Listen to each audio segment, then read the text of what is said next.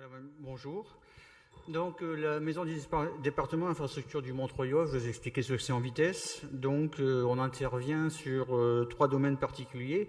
C'est le domaine des bâtiments. Donc, on gère nos bâtiments, les bâtiments pour nos agents, mais aussi les collèges et d'autres bâtiments. On intervient aussi pour l'environnement. On a un responsable de l'environnement qui s'occupe de tout ce qui est problème d'adduction d'eau, d'assainissement, d'érosion des sols et j'en passe, de multiples domaines. Et on a un troisième domaine, c'est le domaine de la voirie. Donc dans le domaine de la voirie, on est découpé en 2 secteurs. Le secteur qui intervient sur les études et les travaux et un deuxième domaine qui intervient sur l'entretien et l'exploitation des routes. Donc c'est ce que je vais essayer de vous parler. Alors nous, la MDI du Montreuil, on représente à peu près 145 communes, un 6e du département et on gère à peu près 1100 km de routes départementales.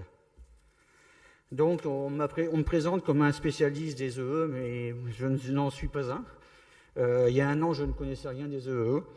On a été appelé par Franck Bédoué du CPE du Val-de-Camp chez Doty pour nous présenter sa problématique. Donc on l'a reçu avec le directeur et l'adjoint environnement. Et puis lorsqu'il nous a présenté ces problématiques, on a décidé sans attendre d'intervenir dans la MDI, sans attendre de directive de faire notre hiérarchie. Alors, je vais essayer de vous présenter l'action qu'on a eue sur la MDI du Montreuil dans le contexte du département du Pas-de-Calais. Alors, l'entretien des dépendances routières à l'heure du développement durable. Alors, c'est dans un contexte d'engagement du département depuis 2008 sur 0 pesticides, le fauchage différencié. Et donc, pour la MDI du Montreuil, on y rajoute le fauchage des espèces exotiques envahissantes et donc l'expérimentation de la MDI du Montreuil. Alors, les enjeux du département, c'est l'engagement. Donc, l'agenda 21, dans les actions 51, c'est développer le fauchage et adapter des bords de route. Et puis, supprimer rapidement l'utilisation des pesticides. Et c'est aussi des campagnes d'affichage en 2012, donc stop aux déchets, fauchage limité, nature protégée, 0 pesticides, de manière à informer le public de l'action du département et d'essayer d'être compris par notre méthode d'agir, notamment pour ce qui est fauchage. Donc si on revient sur le 0 pesticide, on peut voir qu'en 2007, le département dépensait 94 000 € pour ces pesticides. Donc les 2 premières années, on aurait essayé de réussir à réduire à peu près de 30 000 €. Mais au bout de 2 ans, on s'aperçoit que c'est difficile parce qu'on n'avait plus que 32 000 €. Donc 32 000 € pour, je rappelle, 6 200 km au sein du département, c'est peu. Mais c'est beaucoup à la fois aussi parce que c'est quand même 32 000 € de trop de dépensés au niveau de l'environnement. Donc la solution a été simple, on supprime purement et simplement, donc on n'intervient plus. Et en 2011, 0 pesticides utilisés sur le département du Pas-de-Calais. Donc l'objectif a été atteint. Alors une autre action importante du département, c'est le fauchage différencié. Donc j'ai essayé de vous expliquer rapidement en quoi ça correspond. Alors les principes, c'est moduler les interventions de fauchage pour concilier les impératifs de sécurité, parce que les usagers au bord de route doivent rouler en toute sécurité, et développer le problème de biodiversité. Alors on fait comme on faisait avant, c'est les dégagements de visibilité. Donc on les maintient 3 fauches par an, et dès que l'herbe est supérieure à 40 cm. Par contre, sur les autres zones, on fait un fauchage annuel, voire biannuel, et des interventions qui seront reportées qu'après le mois d'août. Alors je vais vous présenter la zone A, donc c'est la zone de sécurité, donc c'est une largeur de coupe, c'est en moyenne 1,20 m, 1,40 m en fonction des outils. Donc on intervient 3 passes par an, donc la première passe avant le 30 mai, la deuxième passe après le 14 juillet, ou maintenant on commence à le faire ça au début août, et après une 3e passe, donc dès que la hauteur de l'herbe est supérieure à 40 cm. Donc c'est ce qu'on faisait avant sur l'ensemble des dépendances, mais maintenant on ne fait plus ça que sur la zone A. La zone B, c'est le reste de l'accotement, donc je ne vais pas passer sur les détails en fonction de la largeur de l'accotement, mais donc c'est tout ce qui est à plat jusqu'au fossé, où on n'intervient qu'une seule fois par an, après le mois d'août, pour permettre la nidification des oiseaux et tout ce qui est le problème environnementaux. On intervient aussi une fois par an, c'est sur ce qu'on appelle aussi la berne, donc c'est les limites avec les agriculteurs, avec les champs, Donc là, on intervient aussi après le mois d'août ou en fonction des cultures qui ont lieu dans les champs. Et puis le reste des talus, sur la première partie du talus, donc les bas talus, on intervient une fois tous les 2 ans. On ne fauche plus tous les ans, on n'intervient qu'une fois sur les 2 ans. Et sur les talus excessivement hauts, on a absence de fauchage. Et donc cela a été réalisé avec le laboratoire botanique de Bailleul, où on a fait des études pour évaluer un peu l'influence de notre fauchage. Et on s'est aperçu que sur le bord des routes, on avait quand même beaucoup d'espèces florales intéressantes. Certaines même étaient très reconnues. Et que les bords de route servaient de corridors pour la faune et la flore. Donc, on parlait tout à l'heure de la zone homme et la zone os, donc c'est la sécurité, donc c'est le bord, le premier mètre au niveau de la chaussée, mais aussi, c'est au niveau des carrefours. Donc, en fonction des régimes de priorité et des vitesses de référence, on dégage la visibilité pour des problèmes de sécurité. Et on est strict sur les longueurs pour ne pas déraper. Donc, ça, c'est le fauchage différencié. Alors, à nous, de ce fait-là, du fait qu'on a eu l'information sur les espèces exotives envahissantes, on a décidé d'action. Donc, c'est de les reconnaître, les repérer, et ne pas les décimer par le transport des graines et bouturer les rhizomes, et aussi d'éradiquer ou de limiter leur expansion. Donc, la conséquence du fauchage différencié sur les espèces exotiques envahissantes est assez dure à gérer parce qu'on n'a qu'un an de recul. Le fauchage différencié, on l'appliquait depuis 2-3 ans, mais on ne connaissait pas les espèces exotiques envahissantes. Donc, on pense que, de toute manière, moins de fauchage, c'est moins d'exportation. Si on ne fauche plus, on n'exportera plus par les rhizomes. Par contre, moins de fauchage, c'est aussi une expansion des massifs, parce que le but de l'éradication, c'est de les faucher régulièrement pour affaiblir les plantes. Donc si on ne les fauche plus, on n'affaiblit plus la plante, et si elle ne s'affaiblit plus, elle s'expanse. Donc ça, c'est valable surtout pour la renouée du Japon. Par contre, pour la berce de Caucase, si on ne la fauche plus, on a une montée des graines, donc une dispersion dans la nature. Donc c'est pour ça qu'avec nous sur la MDI du Mont-Troyois, avec le fauchage coordonné, on a mis un plan d'action pour tout ce qui est espèces exotiques envahissantes. Donc la méthode et le suivi ont été faits avec le CPE Vacances de Caen chez Doty. Donc première personne, c'est formation des agents. Donc tous les agents de la MDI ont été formés. Donc on verra la formation après en vitesse. On a fait un inventaire des espèces exotiques envahissantes. Et puis on verra l'intervention des agents.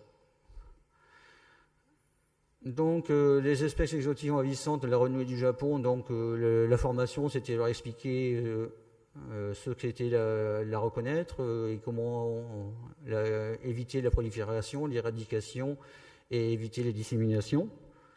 On a fait bien sûr la même chose pour la berce de Caucase. Donc, donc expliquer qu'il y avait des brûlures au second degré, donc il fallait quand même intervenir et en étant protégé. Et puis les mêmes choses, éviter la prolifération, l'éradication et éviter la dissémination.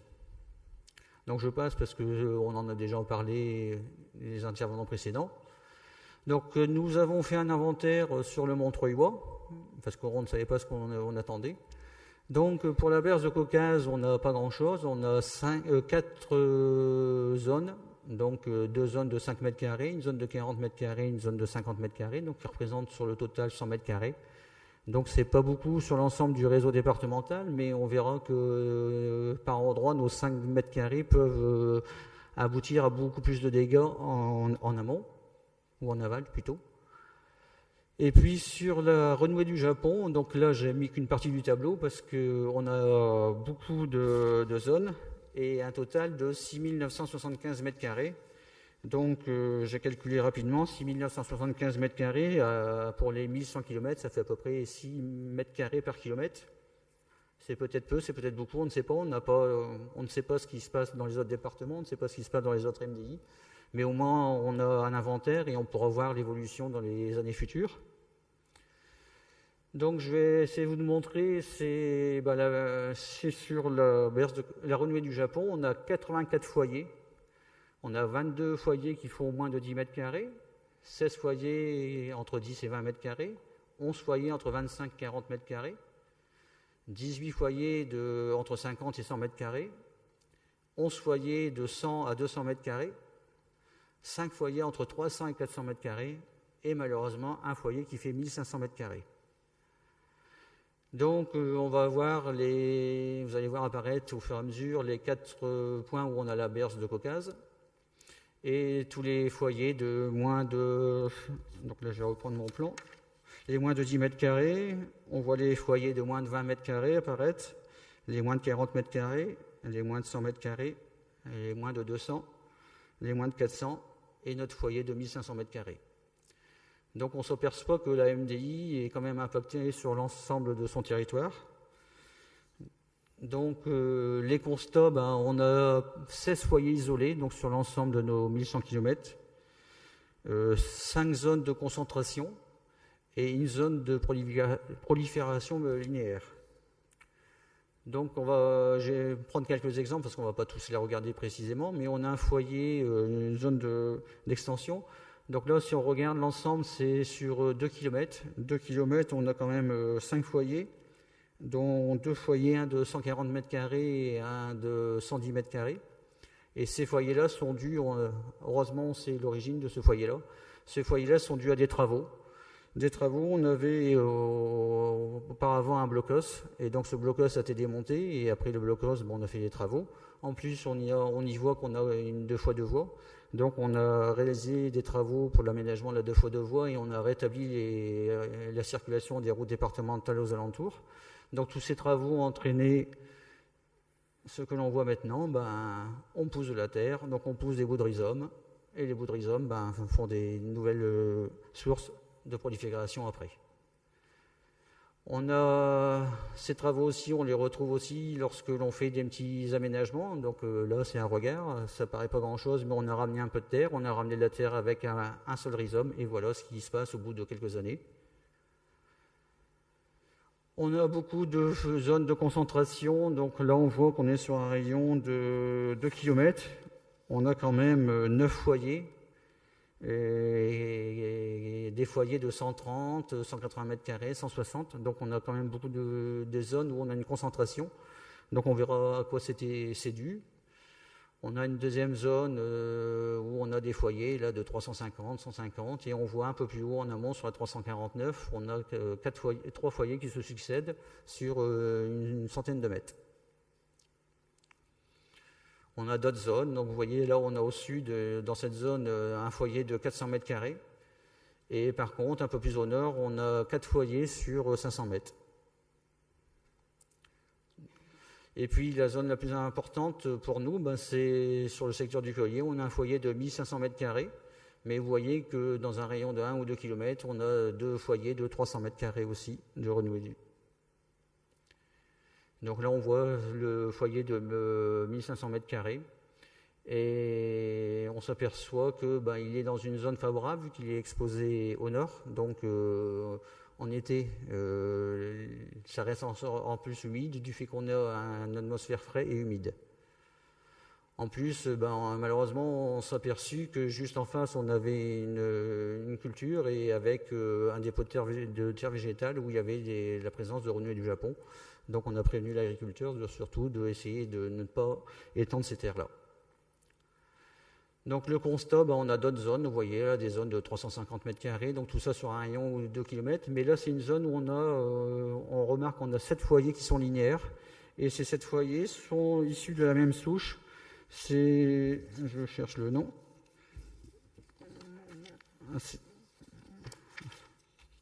C'est la renouée de Bohème. Donc on s'aperçoit qu'on a sur un premier foyer de 350 mètres carrés, et qu'à partir de là, par les méthodes de fauchage que l'on avait depuis plusieurs années, on a disséminé sur les 5 zones suivantes cette renouée de Bohème, qui est une plante spécifique, une espèce qui n'existe que l'on retrouve sur l'Amérique à cet endroit-là. Donc on voit bien que c'est notre méthode de fauchage auparavant qui faisait que l'on dissémait ces espèces-là. Donc la dissémination, c'est le foyer principal, et la dissémination, c'est des foyers sources qui apparaissent plus loin à chaque coup que l'on fauche. Donc on voit là cette zone qui est affectée sur la RD 928 et on a donc sur le bord de nos routes, mais on commence à voir aussi maintenant sur les zones cultivées des agriculteurs. Donc on essaie maintenant de les informer aussi de ce qui se passe chez eux, dans un partenariat qu'on essaie d'avoir avec les agriculteurs aussi. Donc la gestion actuelle, c'est ce qu'on faisait, c'est ce que font actuellement donc, dans tout le département et ce qu'on faisait nous il y a un an, donc c'était le gyrobroyage. Donc le gyrobroyage, ça implique des petits bouts de rhizome et les petits bouts de rhizome, ça implique des plantes. Et même lorsqu'on faisait du fauchage manuel avec qui étaient abrasives, donc on faisait tous des petits bouts qui faisaient que la plante repoussait et donc on faisait pire que mieux. Donc les premières interventions sont intervenues sur l'ensemble des foyers de berces de Caucase. Donc là, un exemple sur Maran-là. Donc on a eu une intervention. Donc Franck Bédoué en reparlera plus précisément demain parce que donc nous, on n'avait pas grand-chose. On n'avait que 5 mètres carrés. Mais des 5 mètres carrés dont on connaît l'origine, c'est la plantation qui a été faite au pied du panneau d'agglomération par la commune, une belle plante. Et puis, donc, nous, on a eu 1 an ou 2 ou 3, on ne sait pas, 5 mètres carrés de par-ci, par-là. Mais maintenant, en contrebas, il y a plus de 1000 mètres carrés qui est affecté et 1000 mètres carrés tout près d'une rivière. Donc, vous voyez les produits, la source, donc, il vous en parlera plus précisément demain. Voilà. D'autres actions qui sont faites, il n'y a pas que la MDI Montreuil qui intervient, donc là c'est un exemple sur Azincourt où c'est la commune, la communauté de communes et le CPE de Val-de-Canche-et-d'Auqui qui intervient pour l'éradication. Donc nous on a fait bien sûr pour la berce de Caucase l'intervention, donc on coupe à la bêche au pied. Mais par contre, pour tout ce qui est renoué du Japon, donc on a fait l'intervention systématique tous les mois de couper à la main, manuellement, tout l'ensemble des renoués du Japon. Donc, en plus, on stocke tout ce qu'on coupe.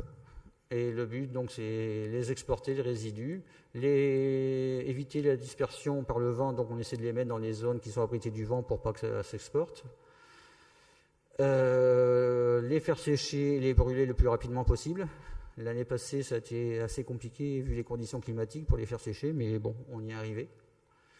Et toujours, bien sûr, nettoyer les outils. Alors, le but des interventions, c'est d'éviter ça. C'est l'impact écologique sur la biodiversité. C'est la régression, voire disparition de la faune typique des lisières et des bords de route. C'est aussi l'impact sur la sécurité routière. On voit que les pourtes, du fait qu'elles sont envahissantes, poussent très vite et qu'en peu de temps, ils peuvent cacher nos panneaux de signalisation. Et tout ça était dû à notre gestion qui était inadaptée les années précédentes, mais on n'avait pas connaissance de ce qu'on faisait, donc on faisait pour le bien. Alors maintenant, ce qu'il faut, c'est une lutte coordonnée indispensable. Et qui est concerné par leur renouée, c'est les communes, c'est les MDI, mais on n'est pas que les MDI, il y a d'autres usagers, d'autres intervenants sur le réseau routier, c'est les DIR, c'est la SNCF, c'est les sélections d'autoroutes, c'est les gestionnaires des cours d'eau, les élus locaux, et puis après, tout ce qui peut être association, pêche, chasse, et les soldats pour essayer d'informer les usagers et d'avoir des actions coordonnées, parce que si on intervient, nous, sur notre domaine routier, mais si les communes ne font rien, si les privés ne font rien, l'action ne servira à rien. Donc il faut unir notre effort. Tout ça, c'est bien, mais demain, demain, pour le département du Pas-de-Calais, c'est le DOGD, donc un gros mot, dossier d'organisation de la gestion différenciée des dépendances routières. Donc c'est un dossier qui est en cours d'élaboration, qui devrait être appliqué pour cette année. Alors, c'est la formation de l'ensemble des agents des MDI, parce que nous, dans la MDI Montreuil-Iwa, c'est fait, mais on va former l'ensemble des agents dans le but de lutter contre la dissémination et essayer d'éradiquer les EE. Alors, les clés de la réussite, c'est ce qu'on avait fait depuis 1 an ou 2. C'est les gestionnaires de la route, c'est un métier qui est en cours de mutation et perpétuellement. Donc ça passe par une information, une sensibilisation et une formation des agents. Si on regarde, je crois, sur l'ensemble du département, les agents, c'est 560 agents du département. Si on forme 560 agents, c'est 560 agents qui sont dans 560 communes. Vous voyez un peu la boule de neige que ça peut faire. Et puis c'est la réalisation d'un guide d'entretien routière prenant en compte les problèmes environnementaux. Donc on avait avant le guide de la gestion différenciée et maintenant on a le DOGD.